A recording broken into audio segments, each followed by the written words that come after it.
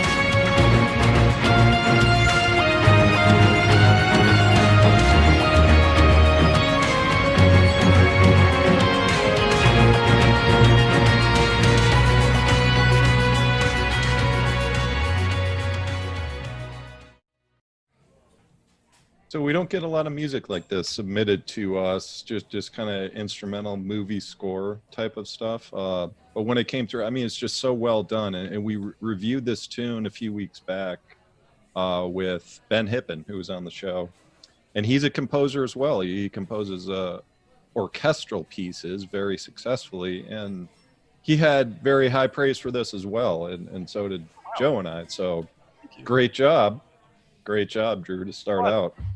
Yeah. So it's an interesting story. When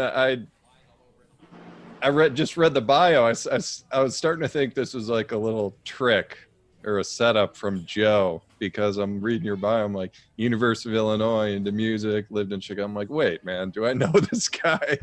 Because we are 2 years apart. We both went to University of Illinois. We were just reminiscing about listening to some music on campus and everything. So that's awesome. I'm sure we've been in the same bar many times. I don't doubt it at all. It's not a town.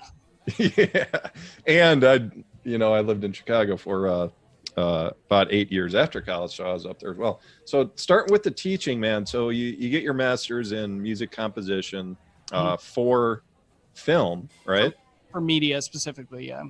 Okay, so cool. And then you decide to start teaching. So like, I'm just curious, what have you enjoyed? Like, do you enjoy teaching compared to working, like making music and writing soundtracks? Right out of college, I wanted to teach full time. Like that's all I wanted to do, even though I got a composition degree. So I taught music and theater, and then for the Chicago Park District actually, and then I taught at a boarding school in New England for a couple of years. So I thought I was going to be doing theater and music for like my whole, teaching it my whole life. But then I left that school. Just the story is boring, but I left the school and moved to New York City with $500 and a dream in my heart. Was like, I always wanted to score films. And then a friend was like, hey, I've got a movie, you want to score it?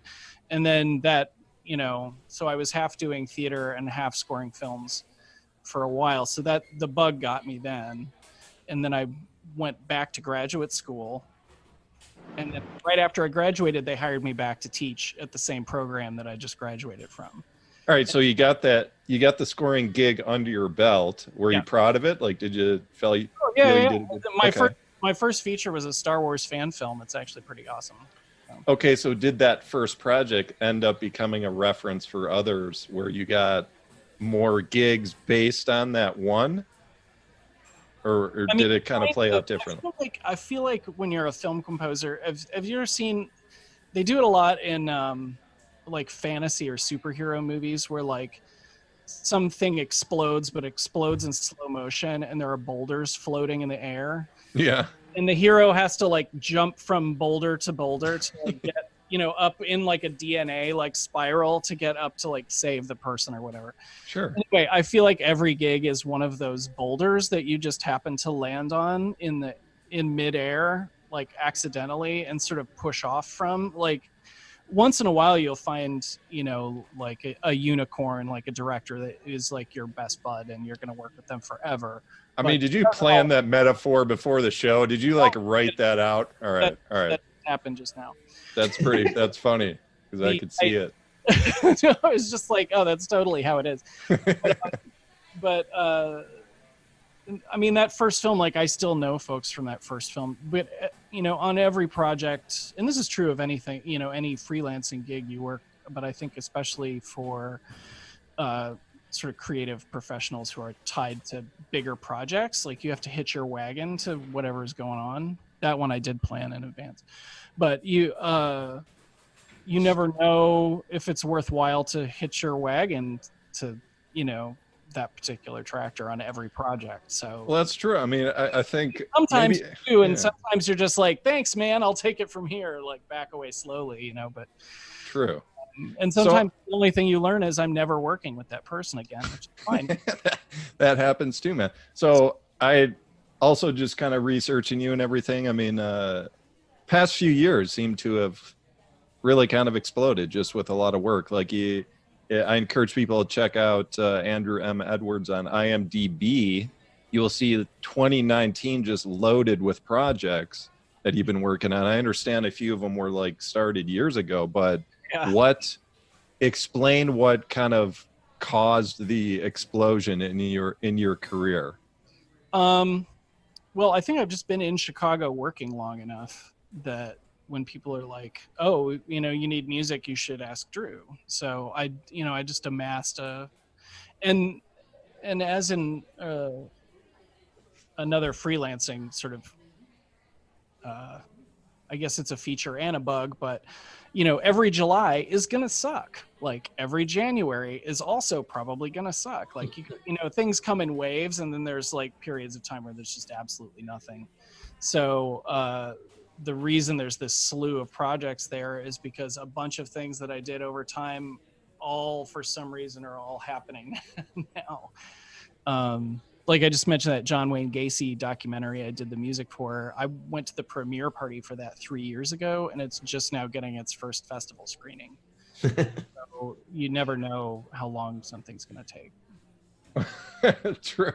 Yeah. What else do we got? Unsafe, The Quit, now behind the scenes. Are most of these like independent movies? Like what are these? Unsafe was a short film that was made. It's actually really good. It was made with a company in the Chicago suburbs, and they do every year a topical project with young actors. So they go to a school. It's a junior high school, and every year they make a film about what the students want to talk about. And so they've done, you know, peer pressure. They've done you know, depression. They've done but Unsafe, which is the one we most recently did, is about gun violence, and it was really, really well done because it was not easy to do that with a group of 8th graders. All right, cool. Drew, I'd love to keep chatting, man, but we got to move on with the show and everything. So where can people find you to just kind of follow along? Anytime, what you're doing? Anywhere you find music, I'm on Spotify, Bandcamp, iTunes, and Amazon, and my website is bluepolicebox.com. Bluespolicebox.com. Okay, what's your Twitter again? Drewby? At Drewby, but it's spelled like Susie in the Fancy. band. It's DRIOUXBIE. If you Nice. search for Andrew M, remember the M. It's important. There are a lot of us. Yes. Yeah, you'll find me. Don't forget the M, folks.